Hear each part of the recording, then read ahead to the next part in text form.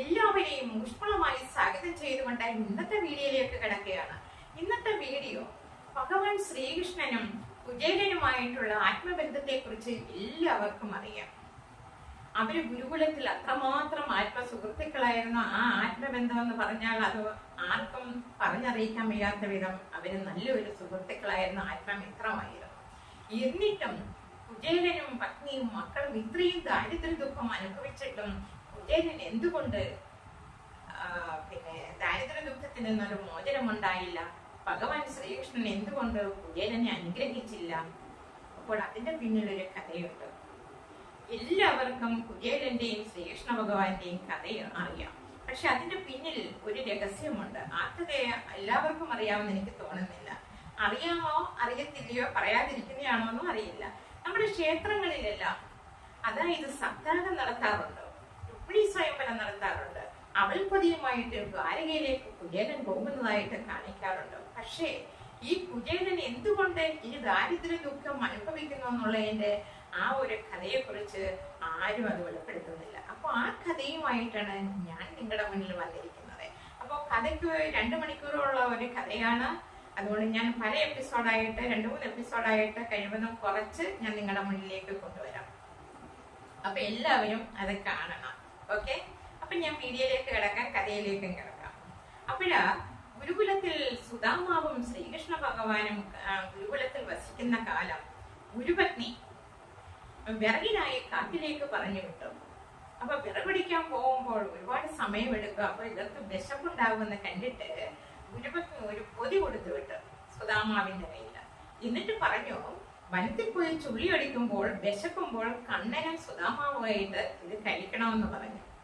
അങ്ങനെ ഈ പൊതിയുമായിട്ട് അവര് വനത്തിൽ പോയി മരക്കമ്പിലിരുന്ന് വിറകൊടിച്ചുകൊണ്ടിരിക്കുകയാണ്. ഒരിടത്ത് പറയുന്നുണ്ട് കണ്ണൻ മറ്റൊരു കമ്പിലിരുന്നു, മറ്റൊരു മരത്തില, സുദാമാവ് വേറൊരു മരത്തിലുമാണ് ഇരിക്കുന്നെന്ന് പറയുന്നു. എന്നാൽ ഒരിടത്ത് പറയുന്നു സുദാമാവും കണ്ണൻ ഒരു മരത്തിലിരുന്നു, ശ്രീകൃഷ്ണ ഭഗവാൻ മുകളിലിരുന്ന് ചുള്ളി ഒടിക്കുന്നു, കുചേലൻ ഇടയ്ക്കുള്ള കമ്പിലിരുന്ന് ചുള്ളി ഒടിക്കുന്നു എന്ന് പറയുന്നു. അങ്ങനെ ചുള്ളി ഒടിച്ചോണ്ടിരിക്കുന്ന സമയത്ത് സുദാമാവന് അത്രയ്ക്കങ്ങ് വിശക്കുകയാണ്. ഈ വിശപ്പ് സഹിക്കാൻ വയ്യാതെ വന്നിട്ട് ഈ പൊതി എടുത്തിട്ട് കുചേലൻ അങ്ങ് കഴിച്ചു. അത്രയ്ക്ക് വിശപ്പുണ്ട്. അപ്പോൾ കണ്ണനെ കുറിച്ച് ചിന്തിക്കുന്നില്ല. വിശപ്പ് സഹിക്കാൻ വയ്യാതെ വന്ന് ഈ പൊതിയിലിരുന്ന ഭക്ഷണം മുഴുവനും കുചേലൻ അങ്ങ് കഴിച്ചു. ഇത് കണ്ടുകൊണ്ട് മരക്കമ്പിലിരുന്ന ശ്രീകൃഷ്ണ ഭഗവാൻ ഇത് കണ്ടിട്ട് സുദാമാവിനോട് ചോദിക്കുകയാണ്, സുദാമാവേ, അവിടെ എന്ത് ചെയ്യുന്നു? ഞാനിവിടെ ചുള്ളി ഒടിച്ചോണ്ടിരിക്കുകയാണെന്ന് പറഞ്ഞു. കണ്ണൻ ഇത് കണ്ടിട്ട് അറിഞ്ഞുകൊണ്ടുമാണ് ചോദിക്കുന്നത്. സുദാമാവ് ഇങ്ങനെ കള്ളവും പറഞ്ഞു. അപ്പോ ഈ സമയത്ത് അതിഭയങ്കരമായ കാറ്റും മഴയും വന്യമൃഗങ്ങളുടെ ശബ്ദം എല്ലാം കൂടെ കേട്ടപ്പോൾ സുദാമാവ് പേടിച്ച് വിറഞ്ഞിരുന്ന് വിറയ്ക്കുകയാണ്. അപ്പൊ പെട്ടെന്ന് ശ്രീകൃഷ്ണ ഭഗവാൻ മരത്തിന്റെ മുകളിൽ നിന്ന് താഴെ വന്ന് സുദാമാവിനെ കെട്ടിപ്പിടിച്ച് ഇരിക്കുകയാണ്. അത്രയ്ക്ക് വിറയ്ക്കുകയാണ്, പേടിച്ച് വിറച്ചിങ്ങനെ ഇരിക്കുന്നു.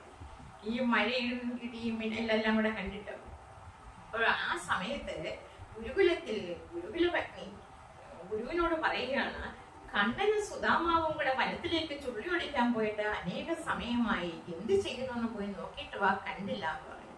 അങ്ങനെ ഗുരു വനത്തിൽ വന്നപ്പോൾ ഇവർ രണ്ടുപേരോട് ഇരുന്ന് അവരെ കൂട്ടിക്കൊണ്ട് നേരെ ഗുരുകുലത്തിൽ ചെന്നു. അവിടെ ചെന്നപ്പോഴത്തേക്ക് ഗുരുപത്നി ചോദിച്ച്, കണ്ണാ, വിശപ്പിന് കൊടുത്തുവിട്ട് ഭക്ഷണമൊക്കെ കഴിച്ചോ എന്ന് ചോദിച്ചു.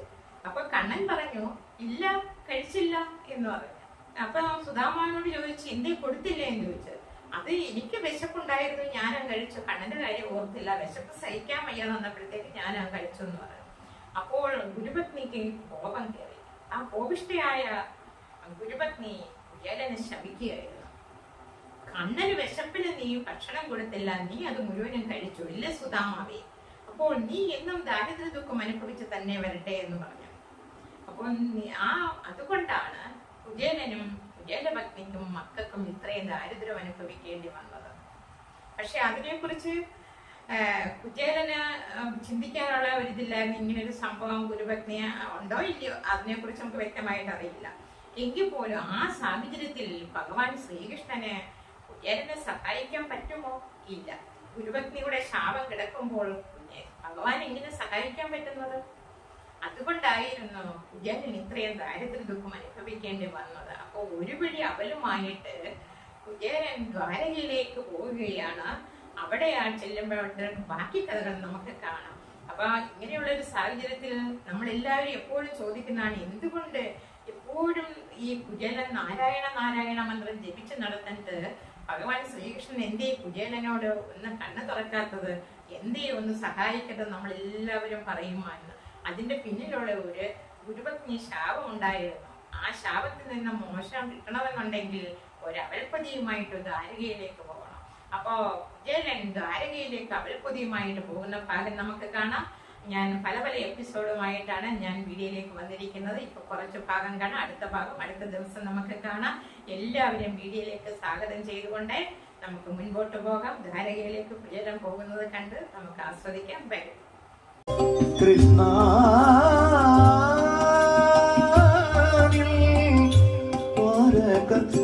എവിടെ കൃഷ്ണ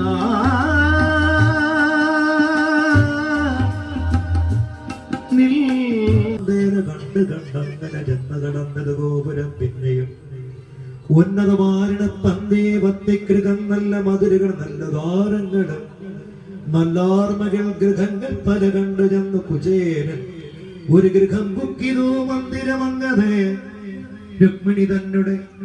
അപ്പോൾ മുകുന്ദനും വിപ്രവയും തന്നെ ഉൾപ്രേമമോടു കണ്ടു ഏറ്റവും സസംഭ്രമം വേഗേന ചെന്നു പ്രിയ സഖൻ തന്നെയും ആഗമാന്തർത്തൻ പുണർന്നു മഹിപോലെ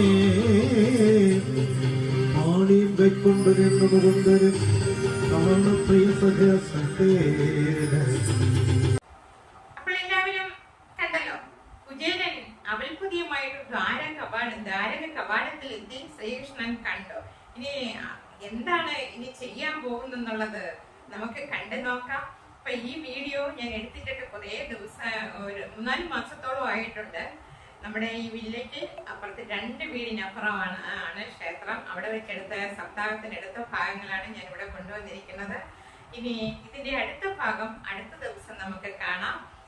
എല്ലാവരും തുടർച്ചയായിട്ട് ഇത് കാണണം. ഇനി ഇത്രയും വിയർത്ത് കുളിച്ചു വരുന്ന ആ കുചേലനെ, ആ ആത്മമിത്രം ഭഗവാനായ ശ്രീകൃഷ്ണൻ ആ ആത്മമിത്രത്തെ എങ്ങനെയാണ് സ്നേഹിക്കുന്നതും എങ്ങനെയാണ് നമ്മുടെ വീട്ടിൽ വരുന്ന ആ കുചേലനെ, ആ ഭഗവാൻ കുചേലനെ എങ്ങനെയാണ് സ്വീകരിക്കുന്നത് എന്നുള്ളത് നമ്മൾ എല്ലാവരും കാണേണ്ടതാണ്. ആ ഭാഗം കണ്ടു കഴിഞ്ഞാൽ നമ്മൾ എല്ലാവരും കരഞ്ഞു പോകും. അപ്പൊ എല്ലാവരും മറക്കാതെ അടുത്ത ദിവസം ഇത് കാണണം. ഓക്കെ, എല്ലാവർക്കും